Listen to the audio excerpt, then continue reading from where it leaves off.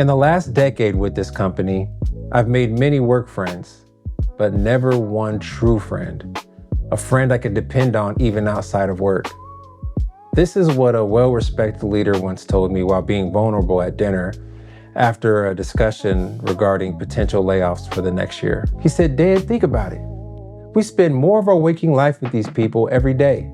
Unfortunately, we spend more time with them than we get to spend with our own families.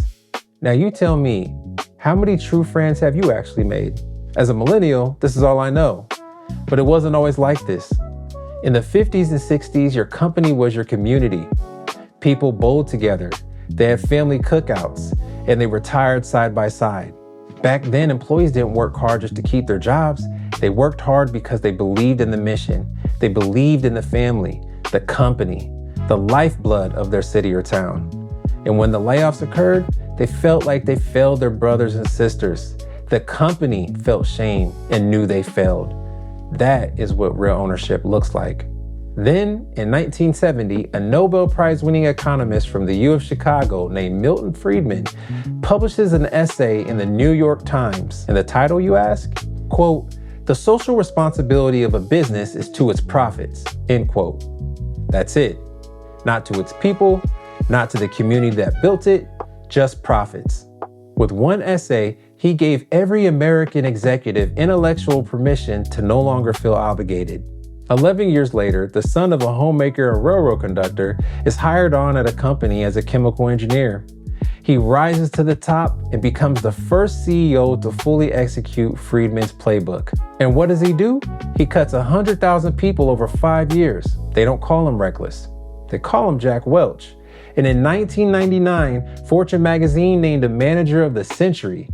They quickly adopt his methods in business school, and 60% of the Fortune 500 copies him.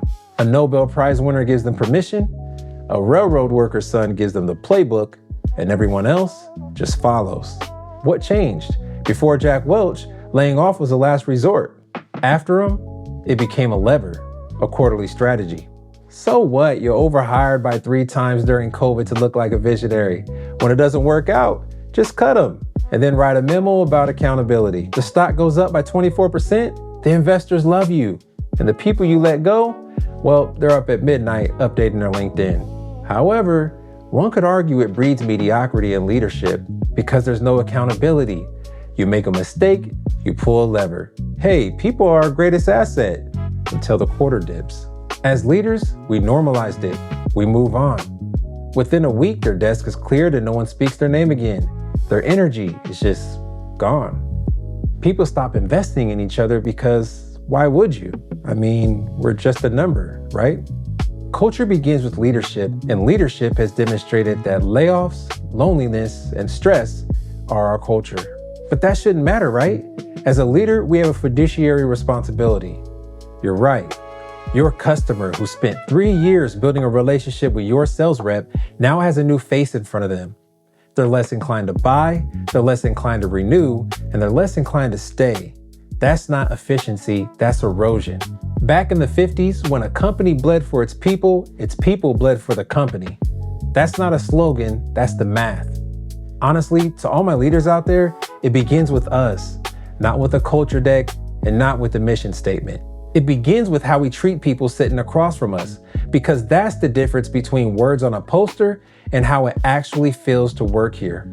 If we can't get that right with the people that we spend more time with than anyone else on earth, what exactly are we building?